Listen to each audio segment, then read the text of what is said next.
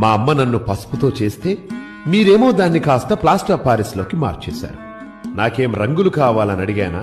మట్టితో చేస్తే వరాలివ్వనన్నానా?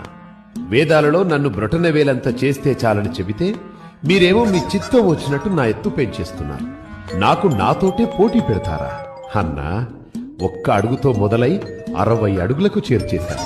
ఒకరిని చూసి ఒకరలా నా ఎత్తు పెంచేస్తుంటే దాన్ని భక్తనుకోవాలా లేక వేలం వెర్రనుకోవాలా?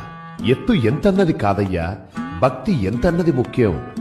పోనీ సంవత్సరానికోసారైనా మీరు పిలిచారు కదా అని నేనొస్తే ఒక వేద పారాయణం లేదు, ఒక మంచి సంగీతం లేదు, వెకిలి పాటలు, వెర్రి డాన్సులు. అది నా పెద్ద చెవులే హోరెత్తిపోయేలా. అవును, నాకు లడ్డూలిష్టమని ఎవరయ్యా చెప్పారు? నేను ఉండ్రాళ్ళకి బ్రాండ్ అంబాసిడర్ని కదా. మరి ఆ లడ్డూలేంటి, వాటి సైజులేంటి, పైగా ఆ వేలం పాటలేంటి?